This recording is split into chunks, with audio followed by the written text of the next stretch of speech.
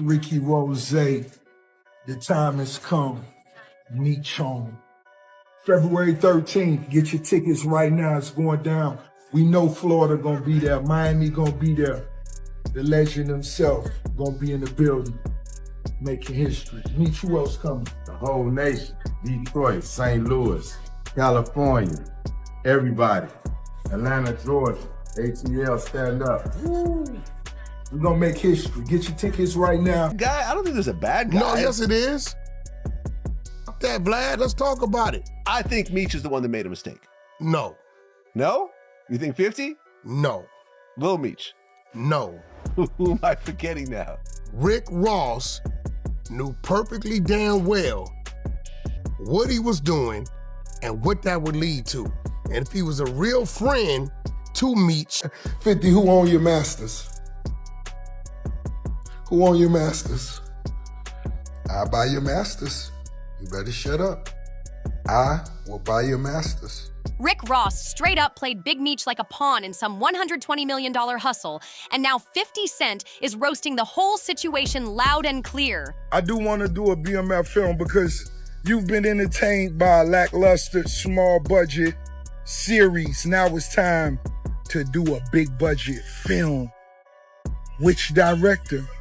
Shout out to my homie, F. Gary Gray, Antoine Foucault, what's up? Tarantino. There's a lot of legends. This is gonna be big, I can feel it. I'm just talking. The wildest part? The entire block saw this scam from a mile away.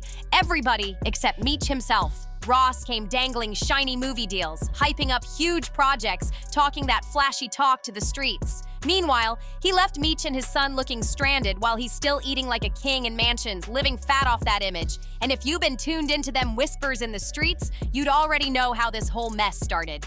You know, but when you take Lil Meech and you put him in acting school, you know, you take him from Detroit. I remember him rapping when he was rapping and nobody was helping him from what I seen. Cause I remember when Lil Meech was rapping.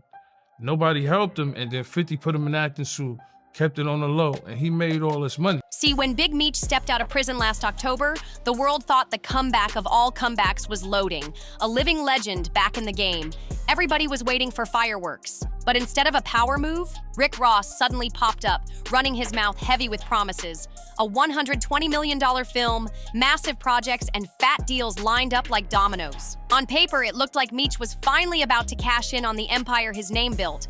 Finally time to eat off his own legend. But when the smoke cleared, it was nothing but dust. I feel bad for Lil Meech. I don't feel bad for no grown man on this planet. Like, I'm a grown man. Why the f I gotta feel bad for another grown man? Like, you a grown man too. What you asking for my sympathy for? You be alright. Ross didn't deliver a single thing. Instead, he hijacked the Meech stamp and used it like a prop to flex against his old rival. 50 Cent. The streets weren't fooled, though. They've been side-eyeing Rose since day one, saying them promises were nothing but clout moves. And truth be told, everybody already knew who was really putting in the work.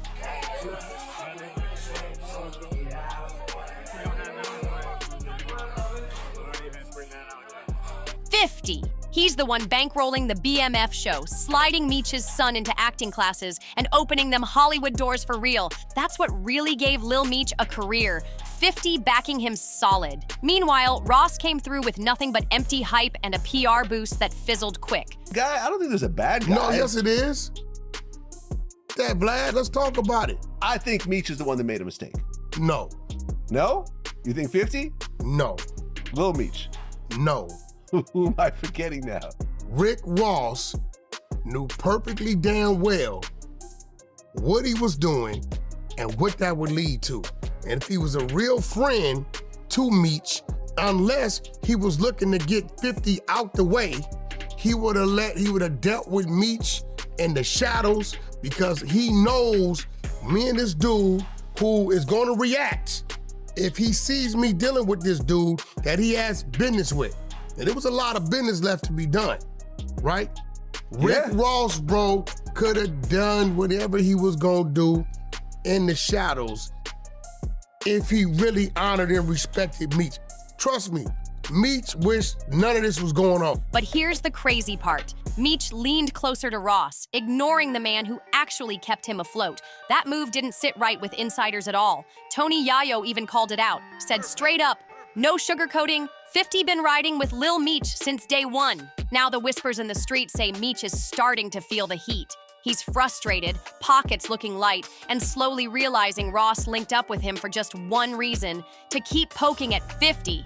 I wasn't going to address this because I'm not trying to let nobody trick me off the streets. But I never folded, never told, never will. Death before the time, always with me.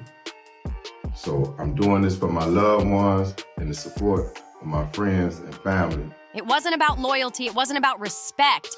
It was about fueling an old beef and keeping drama alive. And because of that, the optics got Meech looking less like a king and more like a pawn in someone else's petty feud. Instead of leveling up, he's stuck in the middle of a circus act he didn't create.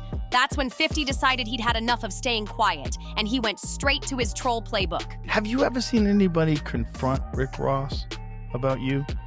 Not in person, no. Anytime I'm around, he disappears. But is there any video of anybody like, hey, why are you running around with this dude's name? 50 threw that savage jab saying Ross told Lil Meech to hand over his dad's prison address so he could send some Wingstop wings. On the surface, it sounded like comedy, but the message ran deep. 50 was basically telling the world Ross ain't feeding Meech nothing but scraps. And the reason it stung so bad, because everybody knew that joke was way too close to the truth. Is there anything about Ross and his career that you have any respect for? Oh, no, there's nothing there. I never wanted to work with him. Then it got even uglier. 50 took the gloves all the way off and dropped straight bombshells about Lil Meech's personal struggles. He claimed he had to step in and send the kid to rehab himself, because Meech was showing up on set lit, throwing up during a weapons test, and couldn't even hold it together. That's wild. And just when folks thought it couldn't get crazier, 50 aired out the story about the whippets found in Lil Meech's truck. He even laughed at his own confusion, saying he had to Google what whippets even were. But the way he told it, the picture was crystal clear. 50 came off like the grown man in the room, stepping up to keep Meech on track while his own pops was hyping up the very same bad habits tearing him down. 50 framed himself as the protector, the one trying to save Lil Meech, while Ross and Big Meech looked reckless, fanning the flames instead of putting them out. And after all that, Lil Meech still chose to ride with Ross, hitting the clubs with him like nothing happened. Now the streets are roasting the whole Big Meech legacy, saying that so-called bond with Ross crumbled faster than anybody thought possible. And then came the voice that really shook the room. Michael Rainey Jr., one of 50's own power stars, came out bold saying he doesn't feel sorry for Lil Meech or Big Meech. He flat out said, "Grown men should have seen this coming." That clip lit up the internet instantly, and once 50 caught wind, he doubled down. He stood firm behind Rainey's words. That stamped the whole narrative. The Meech camp was looking weak, and Ross was the one making it worse. And let's be real, Ross leaving people stranded ain't some shocking new chapter. It's allegedly been his playbook for years. Word is he already pulled the same move on his own squad in Canada.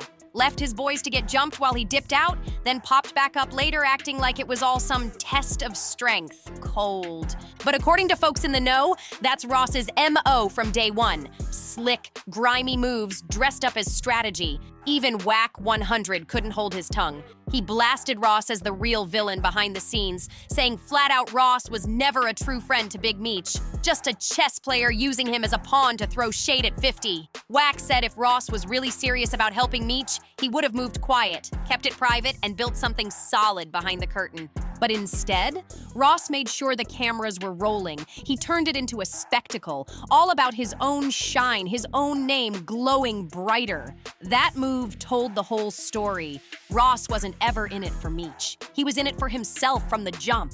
He knew the play before he even ran it, gassed Meech up with talk about stacked bread and rebuilding empires, all while parading him around like a trophy for his own clout. And worst of all, low-key, he twisted Meech against the only man who actually had his back, 50 Cent.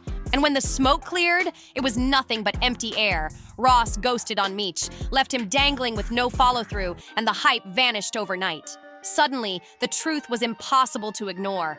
Ross only pushes whatever fills his pockets. And Meech, he ain't part of that plan anymore. Even the cancellation of Meech's own welcome home benefit had folks pointing fingers at 50. But the truth, Ross was the one pulling strings. He didn't want Meech having a real comeback moment. He wanted him sidelined, stuck in the shadows, while Ross played the fake hero on social media. That right there felt like betrayal of the highest order. Meech traded loyalty for clout, and it backfired heavy. Instead of rewriting his legacy, he walked right into a clown show. Fans stopped rocking with him, and things spiraled even worse when Meech tried firing back. He called 50 an internet gangster, claiming all 50 does is troll from behind a phone. But the streets weren't buying it for a second. They called it exactly what it was: straight-up damage control. By then, the clowning had already stuck to Meech's name, and no amount of slick talk could wash it off. And when you look deeper, Ross's whole history tells the same story. He's been running this pattern for years. The BMF track had Meech thinking Ross was riding for him like blood family. But what if that was the setup from the start? What if Ross just wanted to become Big Meech in the eyes of the culture?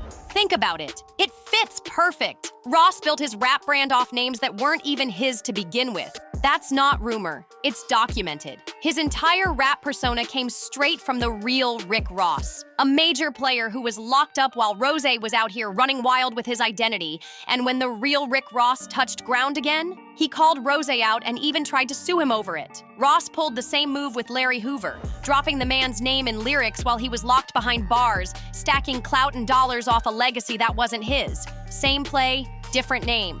And when you really line it all up, the picture gets crystal clear. Ross been eating off other people's legacies for years, and now he's allegedly running that same scheme on Big Meech. Truth be told, men who move like that can hardly be trusted. No wonder 50 been saying from the very start, he never respected Ross as a man. And the online crowd hasn't been quiet either. One person went viral saying, "Rick Ross is a fraud." Another voice blasted, "Ross really messed Meech up." The comment section has been on fire. So here's the real question. Was Ross just playing the industry game like he always does? Or did he really leave Big Meech high and dry for clout? Is Meech's loyalty flat out misplaced? Or did he just get played like a pawn in somebody else's hustle? Let me know what you think in the comments. Don't forget to like this video, hit that subscribe button, and share it with somebody who needs to hear it. And I'll see you in the next one.